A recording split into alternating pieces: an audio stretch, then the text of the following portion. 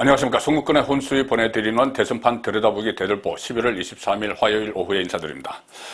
자, 김종인 전 비대위원장 오늘 오전에 이 강화문 사무실로 출근하면서 기자들과 만나서 윤석열 캠프 불참 선언, 제가 사실상 정치 은퇴 선언, 이렇게 아침에 조간 딱 풀 시간에 말씀을 드렸죠.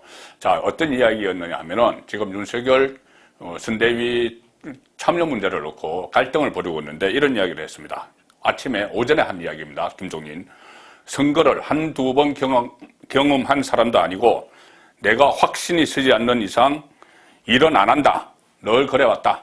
자, 그렇게 이야기하고 더 이상 정치 문제에 대해서 얘기하고 싶지 않다. 정치 문제 아예 자체를 얘기하고 싶지 않다. 자, 지금 이 국면에서 정치 문제 더 이상 나 이야기 안 해. 뭐 이렇게 하면은 사실상 정치 안 하겠다는 이야기죠. 연세가 있기 때문에 정치 은퇴 선언. 그래서 제가 그렇게 사실상의 정치 은퇴 선언 이렇게 말씀을 드렸습니다. 그리고 또 이런 이야기도 했습니다. 김종인 오전에 나의 일상으로 회귀하고 싶다. 나의 일상으로. 이 대선 안 한다는 이야기죠. 그래서 기자들이 일상으로 회귀가 무슨 의미냐 물어보니 이렇게 이야기했습니다. 나도 내 할 일을 해야 한다. 내가 그런 거 선거 대선에만 신경 써야 할 하등의 이유가 없다. 그리고 선거에 대해서 구차하게 나에게 묻지 마라. 구차해진다. 자, 이런 이야기를 했습니다. 정치에 대해서 얘기 안 한다. 선거에 대해서 묻지 마라. 나는 내 일상으로 돌아갈 거야. 강화문 사무실에서 사람 만나고 책 쓰고 뭐 책 읽고 하는 그런 일상으로 돌아갈 거야. 정치권에 다시 안 돌아가. 이 이야기죠. 자, 그래서 제가 윤석열 캠프 불참 선언이자 사실상 정계 은퇴 선언이다. 이렇게 아침에 말씀을 드렸는데 여기에 대해서 또 하나 그런 확신이 든 일이 또 하나 있었습니다. 바로 윤석열 후보의 아침 반응이었죠. 오전 반응이었죠. 윤석열 후보가 오전에 한 행사장에 갔다가 이 김종인의 이 발언에 대해서 기자들이 물어보니 윤석열 후보가 오전에 이렇게 이야기했습니다. 나는 잘 모르겠다. 그리고 그 양반 말씀하시는 건 내게 묻지 마라. 상당히 불쾌하다는 어조로 이야기했죠. 그 양반, 김종인을 그 양반 이렇게 표현을 했습니다.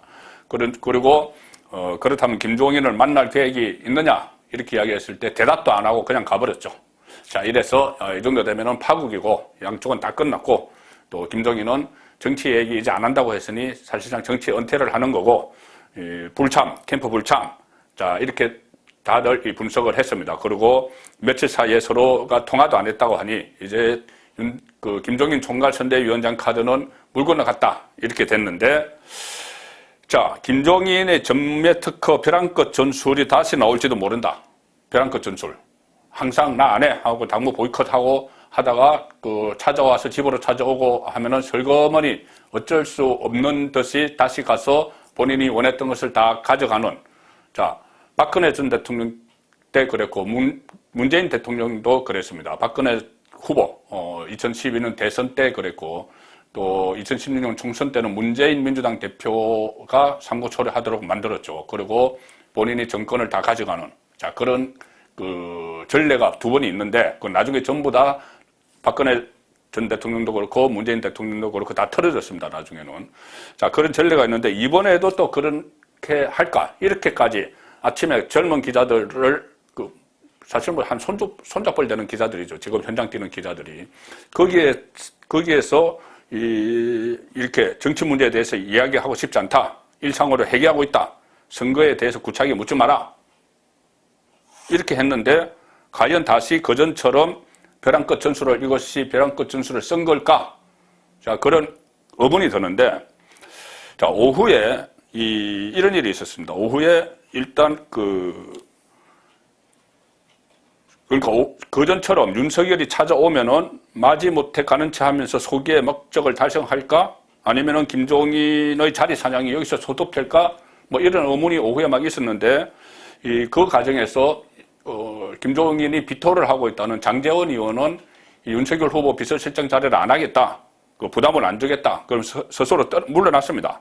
자, 그렇게 되면은 또 한 사람의 걸림돌이라는 김병준 전 비대위원장만 물러나면은 지금 상임선대위원장으로 앉혔는데 김병준 또 김종인 악연이 있죠. 그래서 아마 김병준, 장제원 때문에 안 하고 있을 것이다. 이 총괄선대위원장을 안 맡고 몽기를 부리고 있을 것이다. 그런 분석이 많았습니다. 그런데 장제원은 물러나가겠다고 했죠.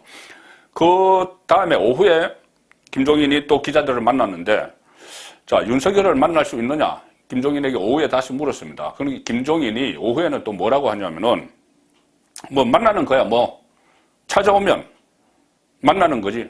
거부할 이유는 없다. 윤석열이 찾아오면 만나는 거지. 내가 왜 거부할 이유는 없다.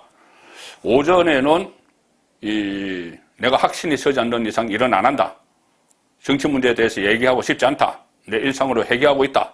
선거에 대해서 구차하게 묻지 마라. 이렇게 했는데 윤석열을 찾아오면 만나서 이야기를 들어봐야지. 이런 이야기를 또 하고 있는 겁니다.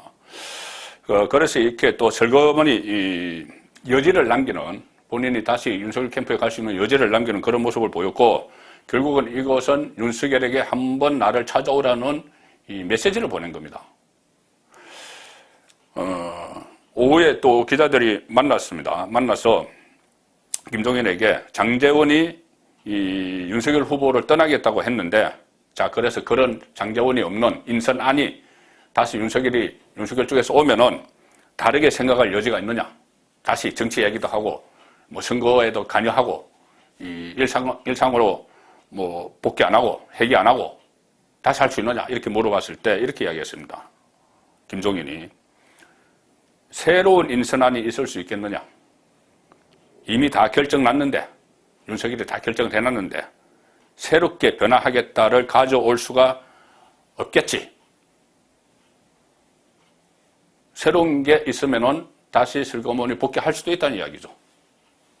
그리고 장제원에 대해서는 이렇게 이야기합니다. 장제원이 윤석열 곁을 떠나는 것하고 나하고는 아무런 관계가 없다. 자, 특유의 이런 그 뭉치는 말들이 또 오늘 또 오고 갔습니다. 오전과 오후가 완전히 다른 그 뉘앙스를 풍기면서 오고 갔습니다. 자, 그런데 이 상황에서 윤석열도 상당히 격분을 했다고 합니다. 김종인의 행태에 대해서. 그래서 오전에 기자들과 만나서는 그 양반 얘기는 나에게 묻지 마라. 그 양반 말씀하신 건 내게 묻지 마라. 모르겠다. 이렇게 불쾌한 반응을 보였는데, 그렇다고 지금 이 상황에서 먼저 지금 당장 이 김종인 없는 천대를 막으려고 김재원을 배제해버릴 수가 없습니다. 만약에 그렇게 하면은 일종의 뭐 조정력, 통합 능력, 무슨 뭐 지도력 이런 것 가지고 시비를 막 걸겠죠. 지금도 벌써 일부 농객들은 그런 식의 주장을 하고 있습니다. 이 윤석열이 지도력이 시험대에 올랐다. 김종인을 끌고 가는지 못 끌고 가는지 보자. 이런 식의 주로 이 진보 좌파 출신 농객들이, 진보 좌파 출신이면서 지금 거의 뭐 전향한 비슷한 그런 농객들이 그런 이야기를 합니다. 끌고 갈 수 있는지 없는지가 윤석열의 지도력 테스트다. 그것은 아니죠. 지금 윤석열은 최선을 다해서 이 선대위로 꾸리고 그렇게 위험 부담이 많은 김종인도 총괄선대위원장으로 앉히려고 하고 김병준과 같이 찾아가고 했는데, 이것은 김종인이 본인이 다시 정권을 갖기 위해서 벼랑 끝 전술을 펼치는 겁니다. 오전과 오후 말이 달라지면서까지. 자, 이런 상황에서 윤석열이 당장 김종인 없이 가겠다. 이렇게 공개적으로, 공식적으로는 아직은 말하지 못합니다. 나중에는 충분히 할 수 있지만 좀 일정이 좀 지나야 되죠. 시간이 좀 지나야 됩니다.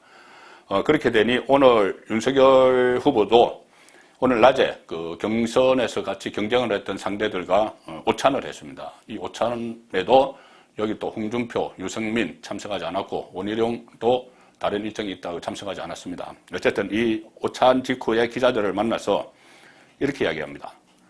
우리 김 박사님께서 며칠 생각을 하시겠다고 하니까 저도 기다리고 있는 중입니다. 저는 아직 전달을 받지 못했습니다. 생각할 시간을 갖겠다고 하셨으니까. 자, 우리 김 박사님께서, 자, 그 양반이 이렇게 하다가 좀 오후에 들어서는, 내가 이렇게 해서, 내가 막 내치는 모습을 보이면 안 되겠다. 김종인을. 아마 그런 판단을 했던 것 같습니다. 그래서 그 양반에서 우리 김 박사님으로 말이 바뀌었습니다.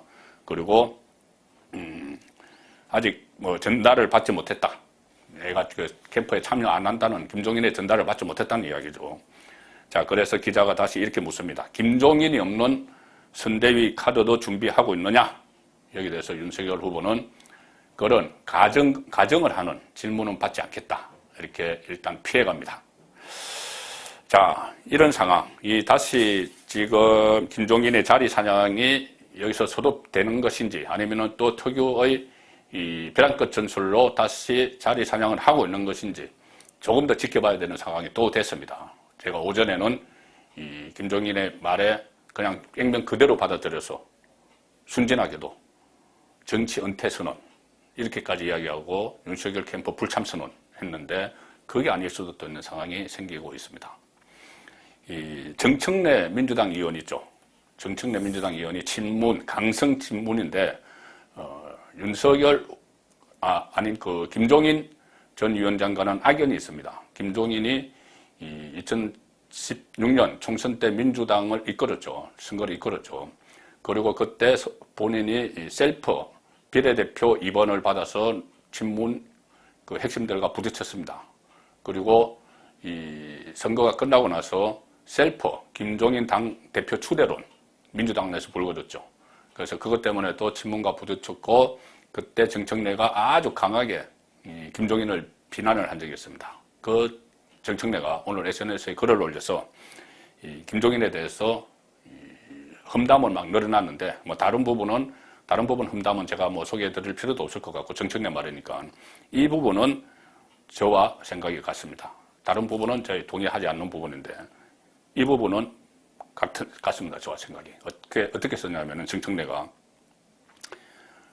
김종인은 결국 본인 뜻대로 주변을 다 치고 본인 뜻대로 칼자루를 치면 그때 못 이기는 척 윤석열 캠프에 합류할 거다. 근데 그게 본인 뜻대로 다 될지는 지켜봐야 되는 것이죠. 윤석열 후보도 상당히 분노를 하고 있다. 경로했다. 그리고 이렇게 하면은 지금은 아니더라도 지금은 어떻게 봉합을 하더라도 결국은 남은 대선 기간 동안 큰 리스크가 된다. 이런 인식을 갖기 시작했기 때문에 좀 더 지금은 윤석열이 결단을 내려야 할 그런 시점에 도달한 것 같습니다. 지금 전두환 전 대통령이 별세를 했죠. 그래서 그 상가가 지금 꾸려지고 있는데 이 김종인 전 위원장은 전두환 정권을 탄생시킬 때 설립됐던 국보위 출신입니다. 국보위. 그래서 아마 조문을 갈 텐데 조문 가면 또 기자들이 물어보겠죠. 윤석열 캠프 이야기에 또 거기에 대해서 어떤 이야기를 넣을지 좀 더 지켜봐야 되는 그런 상황으로 변했습니다. 송국근의 대들보였습니다.